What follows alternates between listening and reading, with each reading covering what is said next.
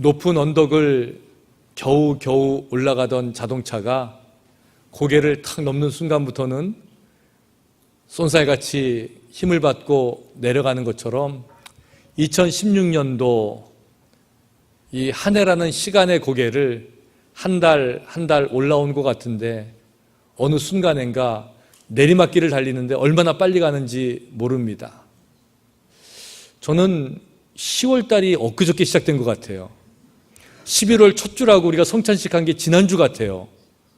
근데 주보를 보고 깜짝 놀랐어요. 11월 마지막 주일이라는 거예요.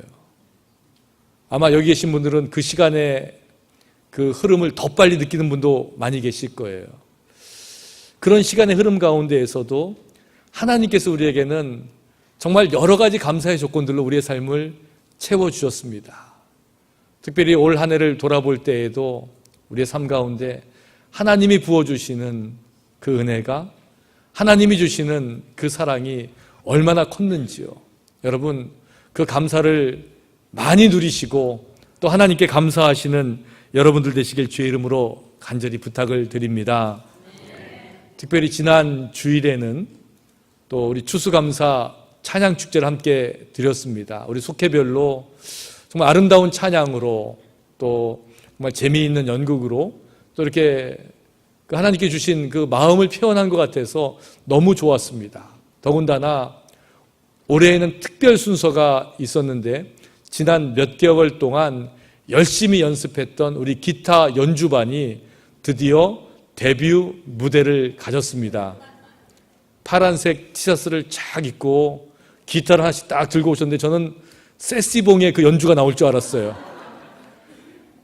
근데 세시봉보다 더 능가하는 싱어도 있고요, 드럼도 있고요, 기타도 치는데 너무 보기가 좋은 거예요. 끝나자마자 그 기타반 우리 함께 하셨던 어떤 분이 그 페이스북이라고 인터넷에다가 연주한 거를 쫙 올렸는데 이분도 올리고 저분도 올리고 교회도 올리고 그러니까 이거 안 했으면 어떡할 뻔했나 하는 생각이 들 정도로 열심히 하셨어요. 근데 그 페이스북에 이렇게 동영상을 올리면서 거기에 썼던 글이 있는데 그 카멘트가 있는데 그게 참 제 마음에 와닿았어요. 거기다 뭐라고 쓰셨냐면 LAKUMC, 그러니까 우리 교회 이름이죠.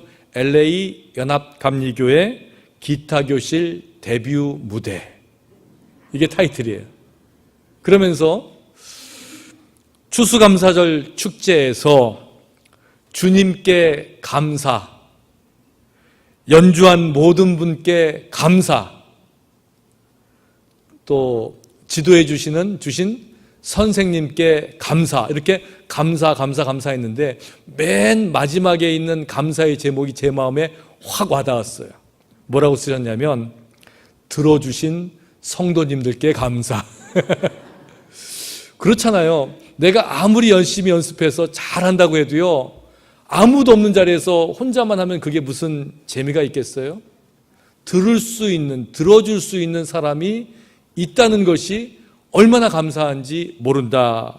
그 말을 들으면서 저는 항상 그 직업병이라는 게 있잖아요. 목사는요, 목사의 삶을 생각해 보는 거예요. 왜냐면요, 이 목사들이 가지고 있는 아주 착각이 하나 있는데, 이건 뭐냐면 나는 이 교회 성도보다 10배나 많은 교회에서 설교해야 된다는 착각을 항상 갖고 있어요. 대부분 목사님들이 그렇게 생각을 하는 것 같아요. 저도 옛날에는 그렇게 생각을 했어요. 옛날에 교회를 개척하고 또 성도들이 이렇게 많지 않을 때 밤새 설교 준비하잖아요. 일주일 내내 그냥 설교 갖고 씨름하고 밤새 설교 준비하고 금요일 토요일 되면은 온 집안이 계엄령이 선포가 돼요. 왜? 아빠는, 남편은 설교 준비하니까 건들면 안 돼. 짜증도 냈다가 막 했다가 하면서 그렇게 고심해가지고 설교 준비하는데 막상 개척교회 딱 가니까 어때요? 교인이 몇 명 없잖아요. 그러면 어떨 때는 무슨 생각이 드냐면요, 내가 준비한 설교 하지 말고 대충 할까?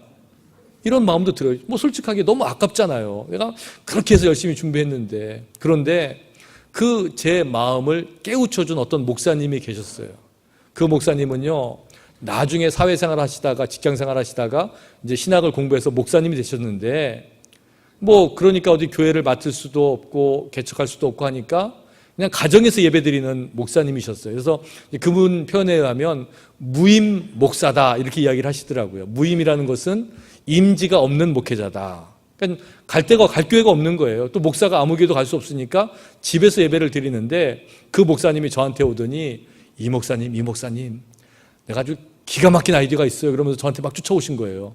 그래서 뭐예요 목사님 그랬더니 아니 지금 LA에 그 무임 목사, 그러니까 교회에 없는 맞지 않은 목사님들이 얼마나 많은 줄 아세요? 그거 제가 어떻게 알아요? 저 모르겠는데요. 그랬더니 그 목사님 뭐라 그러냐면 지금 이 LA에 그 무임 목사님들이 뭐 얼마가 있어요 얘기하는데 엄청난 수가 있는 거예요. 그러면서 이제 그분께서 본론을 이야기하시는데 그래서 말이에요. 좋은 아이디어가 있는데 그 목사님들 모아놓고 교회를 해야 된다는 거예요.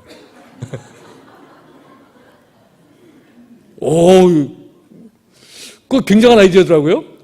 갈 데 없는 목사님들이 많이 계시는데 그분들 다 모으면 뭐 몇백 명, 몇천 명 교회가 금방 될 것 같은 꿈에 부풀어가지고 그래서 제가 이제 제 어머니하고 함께 있을 때니까 그러세요. 좋은 아이디어네요. 근데 가만히 생각해 보니까 이분이 저한테 온 목적이 있어요. 그런데 장소가 없는데 공원에서 예배를 드려야 될 것 같아요. 근데 공원에서 예배 드리려니까 마이크가 필요하네요. 그게 목적이었어요. 그래서 마이크하고 또 스피커하고 앰프하고 사드렸어요. 근데 공원에서 목사님들 모아놓고 그 예배하는 교회가 여러분 그런 교회 들어본 적 있어요? 저도 못 들어봤거든요. 아마 한 2주 하다가 꿈을 접으셨던 것 같아요. 그런데 그 목사님을 만난 다음에 제 마음 가운데 어떤 생각이 드냐면 그렇지 아무리 개척교회고 조그만 교회지만 너의 설교를 들어줄 수 있는 성도가 있다는 것이 얼마나 감사한 건 줄 아냐? 라는 마음이 제 마음속에 들어오기 시작했어요. 가만히 생각해 보니까 그렇더라고요. 세상에 그렇게 많은 목사님들이 계시다고 하는데 그렇게 많은 사람들이 있는데 교회가 없어서 설교할 사람이 없어서 집에서 예배드리는 그 마음이 그런 교회가 그런 목사님 목회자들이 어떤 목사님일까 이러니까 제가 교회가 조그맣다고 사람들이 적다고 불평할 수가 없더라고요. 지난주일 기타반 연주를 끝나면서 들어주신 성도님께 감사하다는 이야기를 들을 때에 꼭 제 말 같았어요. 왜? 제 설교를 들어줄 수 있는 여러분들이 계셔가지고 제가 감사하거든요. 그래서 저는 그 다음부터 1명이든 10명이든 100명이든 불평하지 않고 제가 말씀을 전해야 된다 그러면 그래도 꾸준히 열심히 가서 말씀을 전하려고 해요. 그게 하나님께서 뜻이고 하나님께서 저에게 주신 또 다른 사명이라고 생각하기 때문에 그렇습니다. 그것은 목회라는 저만의 문제가 아닌 것 같아요. 왜요? 여러분에게도 마찬가지예요. 내가 만든 음식을 먹어줄 가족이 있고 내가 만든 물건을 사줄 사람들이 있고 또 찬양을 들어줄 우리 교우들이 있고 그것이 은혜고 그것이 우리 신앙생활하는 모습이라는 겁니다. 더군다나 아무리 사람이 없어도요 우리의 기도를 들어주실 하나님이 계셔요. 우리의 마음과 우리의 아픔을 알아주시는 하나님이 계시다는 거예요. 그 하나님 앞에서 우리가 다른 핑계 댈 게 없어요. 나는 이런 사람인데 내가 사업하면 이렇게 해야 되는데 내가 애들을 가르치면 이렇게 해야 되는데 또 우리 교회 아티스트들 많이 계시잖아요. 그림 그리시는 분들 많잖아요. 내가 그림 그리면 이거는 한국의 국립미술관에 전시가 돼야 되는데 이런 게 아니라 누군가가 봐줄 수 있고 누군가가 들어줄 수 있고 누군가가 나를 인정해 줄 수 있다면 이것만큼 귀한 것이 없다는 것을 기억해야 될 줄로 믿습니다. 오늘 우리는 애드벤트, 이제 대강절의 첫 주일을 맞이하고 있어요. 대강절은 성탄이 오기 전 4주일 동안 초를 하나하나 밝히면서 예수님께서 오심을 기다리며 준비하는 기간이에요. 영어로는 애드벤트, 오는 일을 기다리는 시간이라는 뜻을 쓰고요. 또 우리 한국말로는 대강절 혹은 대림절이라는 말을 써요. 이 대라는 것은 기다릴 대, 또 강은 올 강이죠. 올 림을 써가지고 오시는 분을 기다리는 시간이다, 기다리는 절기다, 이런 이제 절기로 저희가 지키고 있어요. 그런데 대강절, 대림절에서 쓰는 그 기다린다는 뜻은요, 그냥 막연하게 기다리는 게 아니거든요. 이 기다릴 때라는 그 대자 안에는 때로는요, 준비한다는 마음도 있고 맞이하는 마음도 있어요. 그래서 우리가 예수님을 막연하게 기다리는 게 아니라 예수님 오심을 우리 마음 가운데 준비하고 그 예수님을 맞아들일 그 계획을 가지고 그 주님을 기다리는 절기가 바로 이 대강절 절기가 되는 것이에요. 오늘 우리는 이 대강절 첫 주일 예배에 누가복음에 있는 말씀을 읽었습니다. 어두운 세상에 빛으로 오신 예수님께서는 우리에게도 빛으로 살라고 당부하고 계세요. 예수님을 믿고 따르는 사람들을 빛으로 부르시면서 빛 가운데 살도록 하신 거예요. 그런데 이 빛에는 특징이 있습니다. 빛의 특징은 뭐냐면 빛은요, 어두우면 어두울수록 잘 보인다는 거예요. 아무리 감추려고 해도 이 빛을 감출 수가 없다는 것이에요. 예전에 70년대, 80년대 한국에서는 등화 관제 훈련이라는 것을 했었어요. 아마 기억하시는 분들이 많이 계실 거예요. 민방위 훈련을 낮에 하고요. 저녁에 사이렌이 울리면 집집마다 불을 꺼야 돼요. 가로등이 꺼지고 간판 불들이 꺼지고 집에 있는 불들이 다 꺼져요. 그러면 저와 같은 아이들은 옥상에 올라가서 동네를 바라보는 거예요. 낮에는 환하고 밤에도 불빛으로 환하던 세상이 하나둘 불이 꺼지면서 깜깜한 어두움의 세상으로 변하는 것을 봤어요. 그런데 그런 어둠 가운데에서도요, 꼭 동네마다 한두 사람씩 혼자 TV 보는 사람들이 있더라고요. 나는 괜찮겠지? 그러면서 TV를 딱 보면 뭐 TV야 뭐 껌껌하니까 뭐 그렇게 밝지 않으니까 괜찮은 줄 알았는데 온 세상이 어두워지면 그 빛이 새어나가잖아요. 그러면 꼭 민방위 대원 아저씨들이 와가지고 소리를 쳐요. 거기 불 꺼요! 그러죠? 그러다 말 안 들으면 이제 반말하죠. 거기 2층 불 안 꺼! 불 꺼! 그게 우리가 살던 시대의 모습이었어요. 세상이 환할 때는 구별이 안 됐는데 어두워지기 시작하니까 작은 불 하나가 얼마나 많은 빛을 발하는지 우리가 잘 알고 있어요. 어렸을 때 받았던 반공 교육에 의하면 적군이 날아왔을 때, 적기가 날아왔을 때 빛 하나 때문에 우리 마을이, 우리 도시가 폭격을 당할 수 있습니다. 그러면서 담뱃불 하나는 뭐 몇십 킬로를 나가고 무슨 불빛 하나는 몇 킬로를 나갑니다. 이런 교육을 받고 저희가 자랐어요. 그게 진짜인지 가짜인지 모르겠지만 중요한 것은 어둠 가운데에서 빛은 발할 수밖에 없다는 거예요. 이제 사이렌이 울리고 다시 불이 들어오기 시작하면 그 불은 세상을 밝히는 불이 되었어요. 간판을 밝히고 또 가로등이 켜지고 또 동네마다 집집마다 불이 들어오면서 또 교회마다 빨간 십자가 탑에 그 불이 들어오면서 세상을 다시 활기로운 세상으로 변하기 시작하는 거예요. 그런데 그런 세상 가운데에서 우리가 발견하는 건 뭐냐면 그 불은 그냥 불이 아니라는 거예요. 왜? 그 안에서 열심히 일하는 사람에게는 생계가 달려있는 생명의 불이었어요. 그 불을 켜놓고 공부하는 학생들에게는 미래를 켜는 그런 불이 되었던 거예요. 가족들이 한 상에 둘러앉아서 식사하는 사람들에게는 이 불은 가정에 화목을 주는 그런 아름다운 불이었어요. 불은 그런 거예요. 어떻게 어떤 상황에 쓰이냐에 따라서 미래가 되기도 하고 삶이 되기도 하고 사랑이 되기도 하고 예수님께서 이 땅에 오셔서 빛이라고 말씀하신 것은 바로 그런 까닭이에요. 등불 하나가 세상을 다 밝힐 수는 없지만 최소한 기준은 될 수 있다는 것을 우리가 알 수 있어요. 그리고 등불이 모이면 그런 세상이 만들어진다는 것도 우리는 잘 알고 있어요. 그런데 지금 세상은 그런 등불이 사라진 세상이에요. 빛으로 살아야 되는 그리스도인들이 빛의 삶을 살지 못하기 때문에 세상 어디에도 빛이 없다 그래요. 빛의 사람들이 없다고 이야기하는 게 지금 이 시대의 모습이에요. 그리스의 철학자 디오게네스라는 사람이 있는데 평생을 거린처럼 남루하게 지낸 철학자로 알려져 있어요. 그런데 이 디오게네스라는 사람이 했던 행동 중에 하나가 뭐냐면 낮이 되면, 밤이 아니라 낮이 되면 등불을 들고 거리를 헤매고 다니는 거예요. 그러면서 그 사람이 뭐라고 이야기하냐면 사람을 찾습니다. 정의로운 사람, 참된 사람을 찾습니다. 그러면서 등불을 대낮에 켜고 다녔다는 거예요. 그런데 그가 참된 사람을 만날 수 있었을까요? 아니, 만날 수가 없었으니까 대낮임에도 불구하고 등불을 켜고 세상을 헤매고 방황하고 다니는 거죠. 정의로운 사람을 찾을 수가 없으니까 그 철학자가 그렇게 세상을 비꼬면서 대낮에 등불을 켜고 다녔던 거 아니에요? 정의로운 사람, 참 사람을 찾기가 어려운지를 성경 창세기에서 우리에게 이렇게 이야기해 줘요. 소돔과 고모라가 죄가 가득했다고 성경은 기록하고 있어요.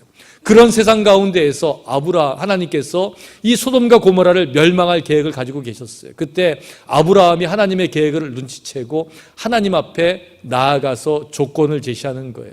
협상을 하는 거예요. 하나님, 이 소돔과 고모라 안에도 의인이 있을 거 아닙니까? 하나님께서 이 악인들을 멸망시키실 때에 혹이라도 의인들까지 같이 멸망하게 되면은 이거 안 좋은 거 아닙니까?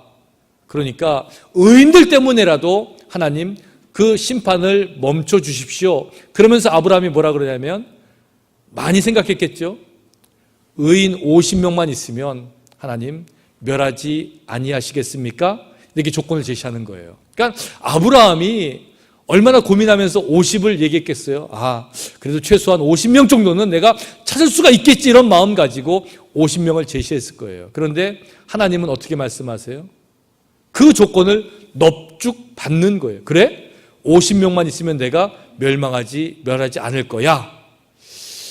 제가 하나님이라면요, 딜을 한다고 협상을 한다 그러면요 조금 제대로 해야 되는 거 아니에요? 아브라함이 50 부르면요 나는 얼마를 불러야 돼요? 한 100은 불러야 돼요. 그러면 밀고 당기고 가다가 그래? 그러면 75명만 찾아와. 이렇게 협상이잖아요. 그런데 아브라함이 50 그러니까 하나님이 그러자 그랬어요. 그러니까 당황한 건 누구냐면 아브라함이에요. 왜? 너무 많이 불렀나? 45이면 어떡하겠습니까? 하나님 그것도 좋다는 거예요. 40명이면요, 30명이면요, 20명이면요, 하나님은요 20명이라도 찾아오라는 거예요. 그러면 내가 소돔과 고모라의 멸망을 멈추겠다고 하신 거예요. 아브라함이 하나님께 또 조건을 제시하죠. 하나님 노하지 마십시오. 한 번만 더 말씀드리겠습니다. 10명이면 어떡하시겠습니까? 하나님 뭐라고 말씀하세요? 의인 10명만 찾아와. 그러면 내가 이 소돔과 고모라를 멸망시키지 않을 거야. 어떻게 보면요, 하나님은요 협상하는 데 있어서는 실패한 사람이에요. 아브라함은요 대단한 협상가였어요. 왜? 50을 10로 깎았잖아요. 5분의 1로 깎은 사람이거든요. 그런데 하나님과 아브라함이 협상한 목적이 달랐어요. 하나님은요 어떻게든지 많은 사람을 요구해서 소돔과 고모라를 멸망시키려고 했던 것이 아니라 어떻게 해서든지 소돔과 고모라를 구원하시려는 계획을 가지고 계셨어요. 그게 하나님의 마음이에요. 하나님은 기다리시는 분이거든요. 하나님은 인내하시는 분이거든요. 하나님은 어떻게 하셔든지 우리를 살리시려고 노력하시는 분이에요. 그런 성경, 하나님의 마음을 성경은 이렇게 이야기하고 있어요. 주의 약속은 어떤 이들이 더디다고 생각하는 것 같이 더딘 것이 아니라 오직 주께서는 너희를 대하여 오래 참으사 아무도 멸망하지 아니하고 다 회개하기에 이르기를 원하시느니라. 이게 하나님의 마음이라는 거예요. 오래 참으시고 끝까지 견디셔서 마지막 한 사람까지 회개하며 구원받기를 원하고 계시는 그 분이 바로 하나님이라는 거예요. 하나님은 아무도 멸망하는 걸 원치 않으세요. 하나님은 의인 10명만 있어도 멸망하지 않겠다고 약속하신 거예요. 하나님은 이기려고 협상하신 분이 아니라 지려고 협상 자리에 나오신 분이에요. 저는 이 말씀을 읽으면서 이런 생각을 해봤어요. 우리가 이 말씀을 읽으면요 아브라함하고 하나님하고 어떤 테이블에 앉아가지고 조건 내밀고 조건 받고 또 내밀고 또 받고 이렇게 생각하기가 쉬워요. 그런데 뭐 성경에 그렇게 나와 있는 건 아니지만 저는 이 말씀을 읽을 때마다 이런 생각이 들어요. 아브라함이 50명을 제시한 다음에 가만히 있었을까? 아니었을 것 같아요. 세상에 나가서 의인을 찾았을지 모르겠어요. 디오게네스처럼 대낮에 등불을 들고 다녔는지 안 들고 다녔는지 모르지만 의인을 찾습니다. 정의로운 사람을 찾습니다. 하나님의 뜻 가운데 살아갈 사람을 찾습니다. 이렇게 찾았을 거예요. 그런데 찾기가 얼마나 힘들었겠어요. 그러니까 다시 와서 하나님 50명은 안 되겠습니다. 45명으로 좀 깎아주십시오. 또 나가서 찾다가 안 되니까 40명으로요. 또 나가 찾다가 안 되니까 30명으로요. 또 나가 찾다가 안 되니까 20명, 10명까지 내려간 거 아니겠어요? 얼마나 시간이 걸렸는지 모르겠어요. 한 달이 걸렸을 수도 있고요. 1년이 걸렸을 수도 있을 거예요. 그런데 아브라함은 눈물로 기도하는 마음으로 그 의인 한 사람을 찾기 위해서, 의인 10사람을 찾기 위해서 나갔던 거예요. 그런데 결국 못 찾았어요. 여기에서 우리는 이런 생각을 하게 해야 돼요. 소돔과 고모라가 멸망한 것은요, 악이 깊었기 때문에, 악이 많았기 때문에 멸망한 까닭도 있어요. 그런데 진짜 소돔과 고모라가 멸망한 까닭은 하나님의 심판과 하나님의 진노를 멈추지 못했던 까닭은 그곳에 악이 많아서가 아니라 결국은요, 의인 10사람이 없었기 때문이라는 것을 우리는 분명히 알아야 돼요. 이 말은 곧 우리에게 큰 부담감으로 다가와요. 왜? 우리도 지금 세상에 악이 많다 그러거든요. 하나님의 심판이 가까웠다고 이야기하거든요. 말세가 되었다고 이야기하거든요. 세상 돌아가는 모습을 보니까 세상이 정말 어지럽고 어떻게 살아야 될지 모르는 그런 세상이 다가오고 있다고 우리가 알고 있거든요. 이런 세상 가운데에서 우리가 생각해야 되는 것은 세상에 죄가 많고 악이 많은 것을 불평하고 원망할 것이 아니라 결국은 의인 10사람이 없는 것을 아쉬워하고 그 의인의 자리에 서기 위해서, 아니 내가 의인으로 살기 위해서 애쓰고 충성해야 될 줄로 믿습니다. 그것이 우리 믿는 자들이 이 땅을 살아가는 방법이고 살아가는 길이에요. 사람들은 소돔과 고모라를 바라보면서, 의인 없는 세상을 바라보면서, 지금도 의인 없는 세상을 바라보면서 안타까워하고 있어요. 하지만 하나님은 끝까지 참으시면서 우리를 기다리시고요, 끝까지 참으시면서 소돔과 고모라의 의인이 나타날까지 기다리고 계셨던 분이 바로 하나님이라는 거예요. 하나님은 그래서 우리에게 돌아오라고 말씀하시는 분이에요. 이사야 55장 7절 말씀에 악인은 그의 길을, 불의한 자는 그의 생각을 버리고 여호와께로 돌아오라고 이야기해요. 그리하면 그가 긍휼히 여기시리라. 우리 하나님께로 돌아오라. 그가 너그럽게 용서하시리라. 할렐루야. 우리를 긍휼히 여기시고 우리를 너그럽게 품으시는 하나님의 품으로 돌아오시는 여러분들 되시길 주의 이름으로 간절히 부탁을 드립니다. 너무 세상에서 우리가 살고 있어요. 너무 하나님의 품을 떠나 살고 있어요. 하나님이 기다리는 그 마음을 잊어버리고 살고 있어요. 하나님은 집 나간 아들을 기다리는 아버지의 마음으로 우리를 기다리고 계세요. 누가복음 15장에 둘째 아들이 아버지의 재산을 받아서 나가서 세상에서 다 쓰고 허비하고 난 다음에 먹을 것이 없어서 남의 집에서 돼지를 치면서 돼지가 먹는 쥐엄 열매를 먹고 산 이야기가 나오잖아요.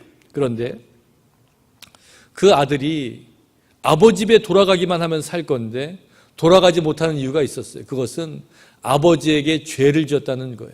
그러니까 죄는 아버지와 자식의 관계를 멀어지게 만드는 거예요. 어떻게 보면 하나님과 우리의 관계가 멀어진 것도 우리가 하나님께 죄를 지었기 때문에 그렇죠. 그런데 이 둘째 아들이 아버지 집에 돌아가는 과정 속에서 두 가지 키포인트가 있는데, 첫 번째는 뭐냐면 스스로 돌이켜라는 거였어요. 스스로 돌이킨다는 것은 회개하는 거예요. 그런데 죄에 빠진 사람은요, 스스로 돌이키는 것이 굉장히 어려운 일입니다. 왜요? 돌이키면 내 잘못을 드러나야 되니까, 내가 하나님 앞에 얼마나 죄인인 것을 깨닫고 알아야 되니까 이 돌이키는 것이 굉장히 어려운 일이었어요. 그래서 돌이키는 것을 못했어요. 그런데 이 둘째 아들은 너무 먹고 사는 게 어려우니까, 삶이 어려우니까 하나님 앞에 스스로 돌이켰다 그랬어요. 그런데 많은 사람들이 회개도 하고 잘못한 것까지는 아는데 그 다음 단계를 못해요. 하지만 이 둘째 아들이 하나님 앞에 돌아갈 때에, 그 아버지 집에 돌아갈 때에 했던 일이 뭐냐면 이에 일어나서라는 말이 있어요.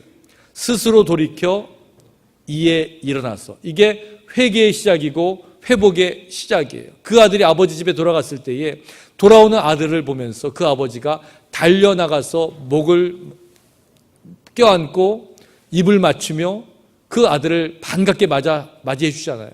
자기의 옷을 입히고 신발을 신기고, 그러면서 아들됨을 인정하는 거예요. 그러면서 살찐 송아지를 잡아다가 잔치를 베푸는 거예요. 그때 큰아들이 돌아오면서 아버지에게 불평하는 거예요. 나는 늘 아버지 옆에서 아버지가 시키는 대로 다 했는데 나에게는 염소 한 마리 잡아준 적이 없는데, 이 둘째 아들은 나가서 허랑방탕 아버지 재산 다 날리고 돌아오는데 그 아들을 이렇게 맞이하는 것이 어찌된 일입니까? 이렇게 불평을 하는 거예요. 그때 아버지가 이렇게 말씀하세요. 이 내 동생은 죽었다가 살아났으며 내가 잃었다가 얻었기로 우리가 즐거워하고 기뻐하는 것이 마땅하도다. 이게 하나님의 마음이거든요. 집 나간 아들이 돌아오는 것, 길 잃어버린 아들이 집을 찾아오는 것, 아버지가 그것을 기뻐하고 즐거워하는 것이 마땅하다고 하신 것처럼 우리 하나님께서도 세상에 나가서 방황한 영혼들이 하나님 품으로 돌아오는 것을 기쁘고 즐거워하시는 거예요. 이게 하나님의 마음인 거예요. 그런데 하나님은요, 그래서 죄 없고 흠 없는 사람들을 기다리는 게 아니라 죄 짓고 또 부족하고 연약한 사람들을 기다리는 거예요. 이런 말씀을 드릴 때마다 우리 믿는 사람들이 갖고 있는 특징이 있어요. 나는 아니겠지 하는 마음이에요. 나는 의인이고 나는 착하고 난 예수 열심히 믿고 난 좋은 사람이야. 아마 여기 계신 분도 그런 마음일 것 같아요. 제가 보니까 표정이 그런 거예요. 왜 남의 얘기하고 있지? 근데요, 죄 많은 사람, 연약한 사람, 늘 하나님을 떠나는 사람, 하나님이 그 사람을 기다리세요. 바로 우리를 기다리시는 거예요. 다른 사람이 아니라 누가 아니라 바로 나를 기다리는 분이 바로 하나님이라는 거예요. 그런데 참 인간이 독하잖아요. 사람이 독해요. 아버지가 그렇게 기다리는 거 알면서도요, 안 돌아가요. 그러니까 하나님이 기다리다 못해가지고 사람을 보내서 데리고 오는 거예요. 그분이 누구예요? 예수 그리스도. 예수님이 이 땅에 오신 것은요, 우리를 데리러 오신 거예요. 우리를 맞이하러 오신 거예요. 그러니까 예수님이 오셔서 누구랑 만나셨겠어요? 의로운 사람, 권세 있는 사람, 이런 사람 만나는 거 아니에요. 예수님은요, 죄인들 만나셨어요. 병든 자들 만나셨어요. 귀신 들린 자들 만나셨어요. 왜? 그 사람들을 하나님 품으로 데려가기 위해서. 그때 유대인들이 컴플레인했어요. 불평했어요. 아니, 당신 예수님과 그 예수님의 제자들은 왜 죄인과 세리들과 함께 먹고 마십니까? 그들은 사람들이 같이 놀지 않는 사람들이고 우리와 함께 할 수 없는 사람들인데 어떻게 그 사람들과 함께 식사를 하십니까? 그때 예수님께서 이렇게 말씀하셨어요. 건강한 자에게는 의사가 쓸데없고 병든 자에게라야 쓸데있느니라. 나는 의인을 부르러 온 것이 아니요 죄인을 부르러 왔노라 하시니라. 할렐루야. 그게 우리가 구원을 얻을 수 있는 근거가 된 거예요. 왜? 우리가 죄인이니까. 내가 죄인이니까 그 죄인을 부르러 오신 예수님을 만나는 거예요. 그 예수님을 통해서 구원을 얻는 거예요. 그 예수님께서 이 땅에 오셔서 이 땅에 빛이 되시겠다 그랬어요. 어두운 세상 가운데 빛이 되셔서 그 빛을 바라보고 나가는 자에게 생명을 얻게 하신 거예요. 그러면서 우리에게 뭐라고 말씀하세요? 너희도 세상의 빛이라 그러는 거예요. 너희는 세상의 빛이라 산 위에 있는 동네가 숨겨지지 못할 것이요. 우리를 빛으로 부르신 거예요. 우리를 바라보고 세상 사람들이 구원이 무엇인지, 하나님 나라가 어떤 곳인지, 하나님이 누구인지를 깨달아 알게 하기 위해서 우리를 빛으로 부르신 거예요. 여러분, 빛이 되시길 주의로 축원합니다. 그래서 오늘 설교의 제목이 등불을 켜라. 멋지죠? 여러분, 등불을 켜야 돼요. 세상에서 어둠 속에서 어두움이 미쳐가고 살지 마세요. 왜? 우리는 빛인데요. 빛이 어둠 가운데 갇혀 있다고, 지금은 사방이 막혀 있다고, 나도 어둠이구나. 내 안에 있는 불을 꺼트리면 이건 어둠이 되는 거예요. 그런데 어둠에 있지만 작은 불빛 하나, 그걸 간직하고 있으면요, 이 불빛이요 결국은 어둠을 이기는 거예요. 그래서 우리 삶 가운데 그 빛을 밝히기 위해서 등불을 켜야 돼요. 어떤 등불을 켜느냐? 제가 세 가지로 여러분이 켜야 될 등불을 정리를 했어요. 첫 번째는요, 기다림이라는 등불이에요. 기다림의 등불을 켜시는 여러분 되시길 바랍니다. 성경은요, 천국을 이야기하면서 천국은 마치 등을 들고 신랑을 맞이하러 나간 10처녀와 같다고 이렇게 얘기를 해요. 10명의 처녀가 있는데 우리 잘 알고 있잖아요. 5명의 처녀는 기름을 잘 준비해서 신랑이 올 때까지 기다렸는데 5명의 처녀는 기름이 떨어지게 생겼어요. 그래서 다른 처녀들에게 기름을 좀 나누어 달라고 부탁을 해요. 근데 이 기름을 잘 준비한 사람들이 뭐라 그래요? 우리가 나누어줬다가 우리까지도 등불이 꺼지면 어떡하냐? 너희들은 가서 사와라. 등불에 기름을 사러 간 사이에 신랑이 와서 혼인잔치가 시작이 되고 그 혼인잔치의 문이 닫혔다고 성경이 기록하는 거예요. 천국의 문이 그런 거예요. 준비하고 등불을 켜고 기다리는 사람들에게는 열려 있지만 이걸 기다리지 못하고 준비하지 못한 사람에게는 가차없이 닫혀지는 것, 이걸 성경에서는 지금 천국의 모습이라고 이야기하고 있는 거예요. 여러분, 우리는 기다림의 등불을 켜야 돼요. 왜? 이것이 소망이기 때문에 그래요. 이것이 미래를 준비하는 시간이기 때문에 그래요.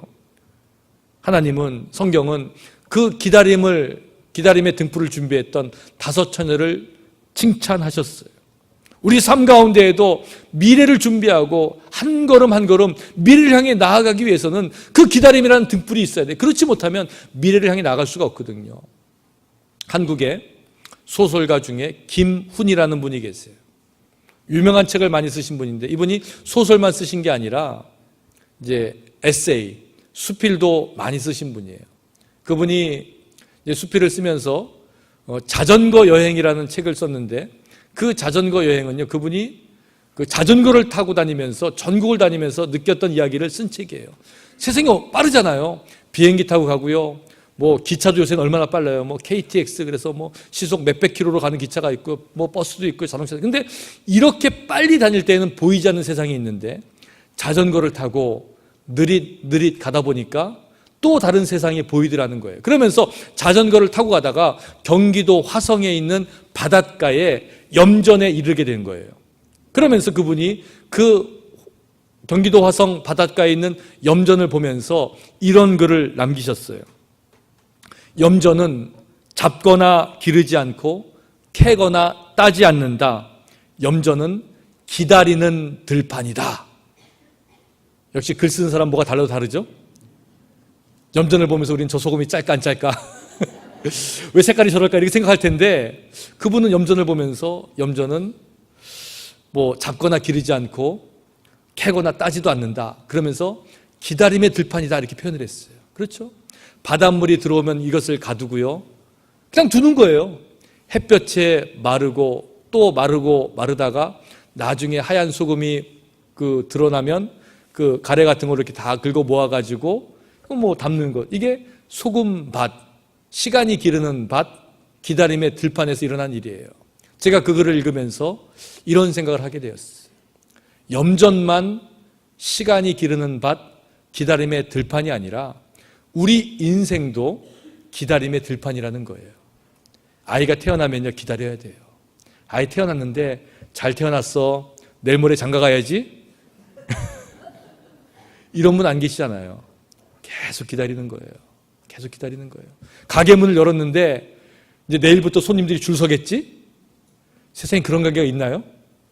저는 못 들어봤어요. 없어요. 기다려야 돼요. 투자하고 애쓰고 노력하고 공부하는 것도 그렇고요. 사업하는 것도 그렇고 우리 신앙생활도 그런 거예요. 이게 기다림의 들판이거든요. 우리 인생이 그런 거예요. 내 인생은요 기다림으로 만들어진 산물이에요. 여러분들. 기다림으로 결혼생활하고요. 기다렸기 때문에 결혼생활 유지하고요. 기다렸기 때문에 자녀들이 컸고요. 기다렸기 때문에 우리가 이민 와서 이렇게 살았고요. 기다렸기 때문에 우리가 사업했고요. 기다렸기 때문에 오늘 여기까지 이른 거예요. 그러니까 우리 인생도요. 기다림의 들판이고 시간이 기다리는 밭이에요. 그런데 우리는 기다림의 등불을 켜지 못해요. 마음이 조급해졌어요. 세상이 각박하다 보니까요. 뭔가 빨리빨리 해야 돼요. 그렇지 않으면 뭔가 큰일이 날 것 같아요. 여러분 그렇지 않습니다. 우리는 기다려야 돼요. 주님 오실 때를 기다리는 거예요. 그래서 기다림의 등불을 켜는 거예요. 두 번째로 우리가 켜야 되는 등불은요. 희망의 등불이에요. 세상이 어두울수록 제일 먼저 꺼지는 불이 희망이라는 불이거든요. 그렇잖아요. 세상 보니까 요즘 뭐 한국 소식, 뭐 미국 소식 들으면요. 희망이 없어 보여요. 저도 그런 줄 알았어요. 그런데요. 옛날 책들 읽어보니까요. 그때도 희망이 없다고 그러더라고요. 세상이 복잡하고 혼란스럽고 정치가 어떻고 지도자가 어떻고 뭐 50년대 60년대 더 했잖아요. 4.19 때 6.25 때 뭐 5.16 때 여러분 기억하시잖아요. 그때 세상이 어떻게 될 것 같았어요. 뭐 나라가 저러면 망할 것 같았어요. 그런데 우리는 지금까지 견뎌왔어요. 왜? 희망의 등불을 킨 사람이 있었어요. 희망의 등불이 있었어요. 그거 바라보고 살아왔어요. 철학가 안병옥 선생은요, 젊은이여 희망의 등불을 켜라라는 책에서 이렇게 노래를 해요. 산다는 것은 희망을 갖는 것이요, 신념을 갖는 것이요, 용기를 갖는 것이다. 절망은 죽음에 이르는 병이요, 희망은 생명에 이르는 활력소다. 내 마음의 방에 먼저 희망의 등불을 켜라. 내 인생의 밭에 희망의 나무를 심어라. 내 인생의 동산에 아름다운 희망의 탑을 세워라. 성경이 아니기 때문에 할렐루야는 못하지만 마음속에 뜨거움이 있잖아요. 그렇죠? 희망의 등불을 켜고 희망의 나무를 심고 희망의 탑을 세우는 것, 이것이야말로 우리 그리스도인들이 해야 되는 이유라는 거예요. 지난 화요일 날 우리 교우 가운데 주로 일부 예배 많이 나오시는데 우리 김명숙, 김은경 집사님 네 분이 계세요. 이 두 분이, 그 남편분이 김은경 집사님이 여자 이름 같지만 남자분인데, 이 남편분이 이제 몇 년 동안 신장이 기능을 못 해가지고 투석을 하면서 그냥 일주일에 3번씩 투석하면서 이렇게 겨우겨우 지내셨는데, 오랫동안 신장 기증자를 찾다가 결국은 아내가 남편에게 신장 이식 수술을 하게 되었어요. 지난 화요일 날 새벽 5시에 그 시더 사이나이 병원에서 이제 수술을 해서 제가 가서 아침에 기도하고 또 하는데, 제가 가만히 이렇게 보니까 아내가 남편에게 신장을 떼어준다는 게 이게 보통 일이 아니더라고요. 그래서 이제 그 병원에서도 그랬다는 거예요. 너 정말 떼어줄 수 있냐? 남만 남편이지만. 왜냐하면 저도 옛날에 그런 얘기를 들었거든요. 한국에서 아들이 아버지에게 신장을 기증했다고 약속도 다 하고 했는데 수술 당일날 사라졌다는 거예요. 그런 얘기를 들었기 때문에, 근데 그게 웃을 일이 아니거든요. 왜냐하면 마지막에 마음 바꾸는 사람이 많대요. 그래서 수술 전날에도, 수술실에 들어갈 때도 또 물어보는 거예요. Are you sure? 진짜 당신 신장을 떼어주겠습니까? 보통 일이 아니잖아요. 근데 이분은 그렇게 하기로 하고 이제 수술실에 들어갔어요. 가는데 이제 예배 드리고 기도하고 이제 딱 가는데 제 마음에, 우리 한국 남자들이요, 좀 무뚝뚝하잖아요. 저를 비롯해서. 뭐가 고마우면 고맙다, 뭐 좋으면 좋다, 이런 표현들을 잘 못하잖아요. 근데 우리 집사님도 그럴 것 같아. 그래서 아니, 아내가 신장을 떼어서 주시는데 집사님 아내한테 고맙다는 표현 좀 해봤어요? 그랬더니 가만히 계시다고. 안 했다는 거죠. 그래서 제가 거기서 일부러 시켰어요. 고맙다고 하세요. 그랬더니 또 시키면 또 못하잖아, 한국 사람들이요. 그거 좀 고맙습니다 하면 될 텐데 좀 이렇게 무뚝뚝하게 땡큐! 이제 그것도 뭐 최고의 표현이거든, 사실죠. 고맙다는 마음을 이렇게 표현했어요. 땡큐, 그래서 같이 기도하고 수술이 너무 잘 됐어요. 그래서 그 다음날 수요일날 갔더니요, 벌써 혈색이 달라지는 거예요. 받으신 분이. 왜? 그 전까지 피가 얼마나 힘들었겠어요. 또 투석하고 하는데. 근데 혈색이 달라지고 그 다음날 갔는데 2시간 동안 앉아있고요. 벌써 걸어 다니고요. 그리고 주신 분은 이제 지난 금요일날 퇴원했고, 이제 받은 분은 이제 다음 주간에 아마 퇴원할 것 같아요. 그래서 너무 이제 잘 됐는데, 제가 이제 거기 가가지고 또 그 다음날도 가고 또 금요일날도 가서 이제 기도하면서 이런 얘기 저런 얘기 하는데, 또 보니까 이제 수술실을 3일 동안 이제 그 병실을 지키는 분들이 친정 언니들이 와가지고 지키고 계시는 거예요. 그러니까 언니들을 보니까 본인은 내 신장 떼서 남편에게 주는 거 주지만 언니는 또 마음이 다르잖아요. 그래서 언니들을 위로한다고 제가 그랬어요. 언니들도 마음이 좀 그러셨죠? 그랬더니 그렇다는 거예요. 그리고 이 동생이 우리 집안에서 제일 조그맣고 제일 몸도 안 좋은데 얘가 그거 한다니까 너무 마음이 안 좋았어요. 그래요. 그러면서 그분들이 뭐라고 그러시냐면, 그래서 혹시 수술실에 들어가서 뭐가 안 좋다고 하고 안 된다 그러면 내 거라도 떼어주려고 다 사인을 했습니다. 그 얘기를 하시는데 제가 마음이 뭉클하더라고요. 그러면 제가 깨달은 게 있어요. 한 생명이 살고요, 이 신장을 받은 다음에 혈색이 돌고 생기가 나고 희망이 생기는 것을 보면서, 희망은 어디서 오는가? 희망은 희생에서 온다는 걸 깨달았어요. 그렇잖아요? 우리가 예수를 희망이라 그래요. 왜? 예수님이 우리를 위해서 희생하셨기 때문에 그래요. 바로 그거예요. 그렇지 않으면 세상이 될 수가 없는 거예요. 세 번째로 우리가 켜야 되는 등불은 뭐냐면, 우리 마음의 눈, 영혼의 눈의 등불을 켜야 돼요. 이 눈이라는 게 중요해요. 그래서 오늘 말씀에 뭐라고 그러냐면 눈이 성하면 몸이 성하는 거고요. 눈이 성하지 못하면 몸이 성하지 못하는 거예요. 이 말씀을 왜 그 당시 그 바리새인들 서기관들에게 주셨냐면 그들이 예수님한테 지금 뭐라고 얘기하냐면 표적을 달라는 거예요. 표적이 뭐예요? 기적, 놀라운 일, 증거 이거 보여달라는 거예요. 왜? 이거를 봐야지 믿겠다는 거예요. 근데 예수님은 아셨어요. 그 사람들이요 이거 보여준다고 믿는 거 아니에요. 왜 지금 표적을 봐야 되냐면요 영의 눈이 열리지 않았기 때문에 지금 이게 뭔지 모르는 거예요. 영의 눈이 열리면요 표적을 보지 않아도 믿을 수 있다는 거예요. 그래서 예수님께서 표적을 보여달라고 하는 유대인들에게 표적은 보여주지 않고 지금 이 말씀을 하고 계시는 거예요. 내 몸의 등불은 눈이라 내 눈이 성하면 온몸이 밝을 것이요 만일 나쁘면 내 몸도 어두우리라. 지금 이 말씀 하는 거예요. 이 말씀 주시면서 영의 눈이 열리라는 거예요. 영의 눈이 열려야 된다는 거예요. 믿음 없는 눈은요 눈만 어둡게 하는 게 아니라 몸도 어둡게 된다는 거예요. 그렇다면 우리 눈은요 그냥 눈이 아니라 세상을 보는 뷰 포인트, 관점이 된다는 거예요. 뷰 포인트가 되는 거죠. 왜? 그래야지 세상이 어떻게 돌아가는지 내가 어떻게 살아야 되는지를 깨달아 알 수가 있는 거거든요. 예수님께서 이 땅에 오신 건요 세상을 다르게 보라는 거예요. 지금 그 죄에 빠져서 어둠에 갇혀서 보는 게 아니라 빛으로 바라보라는 거예요. 하나님의 나라를 바라보라는 거예요. 천국을 소망하며 나아가라는 거예요. 그렇지 않으면 이 땅 가운데에서 내 눈이 열리지 않고 그러면 몸도 망가지게 되고 영원한 생명도 얻을 수가 없게 된다는 거죠. 한국에서 어떤 여자 집사님이 남편을 젊은 나이에 잃었어요. 장례식을 마치고 하늘이 깜깜한 거예요. 어떻게 살지 모르겠어요. 남편이 다 해줬는데 돈도 벌어주고 다 했는데 어떻게 살지 모르겠어요. 그래서 그냥 버스를 타고 옛날 뭐 한국 그 버스 있잖아요. 그 버스를 타고 집에 갔는데 창문을 바라보면서 비도 주룩주룩 내리는데 눈물이 앞을 가리는 거예요. 이제 어떻게 살아야 돼? 깜깜하다. 우리 남편 죽었는데 우리 애들 어떻게 키우고 뭐 먹고 살고 어떻게 살까? 막 이렇게 가는 거예요. 근데 옛날에는요 한국의 버스 이렇게 가다 보면요 누가 타시냐면은 좀 이렇게 험상궂은 분들이 타요. 그래서 뭐라 그러냐면 내가 무슨 살인사건의 주인공입니다. 감옥에서 어느 데 나왔는데 지금 돈이 없습니다. 뭐 하면서 이게 달라고 하는 분도 계시고 또 어떤 분들은 이제 상위 용사라 그러죠. 월남전이나 6.25 전쟁 때문에 팔이나 다리를 잃은 분들이 버스 타가지고 내가 나라를 위해서 이렇게 잃었는데 날 도와주십시오 하면서 이렇게 손을 내미는 거예요. 한 분이 탔는데 다리가 하나 없어요. 없는 다리를 보이게 해서 그냥 바지를 여기까지 걷은 다음에 내가 월남전에서 이렇게 상처를 받았습니다. 여러분들 하면서 뭐 볼펜 돌리면서 파는 거예요. 근데 사람들이 관심이 없잖아요. 안 사잖아요. 그러니까 화를 내고 막 싸우고 막 그런 걸 보면서 자기는 지금 남편 잃어가지고 눈물을 흘리고 있는데 저쪽에서 싸우고 하니까 너무 이게 불쌍해 보이고 비참해 보이고 불행해 보이는 거예요. 그때 하나님의 음성이 들어오는 거예요. 마음속으로. 뭐라 그러냐면 저 사람이 왜 저렇게 불쌍하게 사는 줄 아느냐? 왜 저렇게 불안하게 사는 줄 아느냐?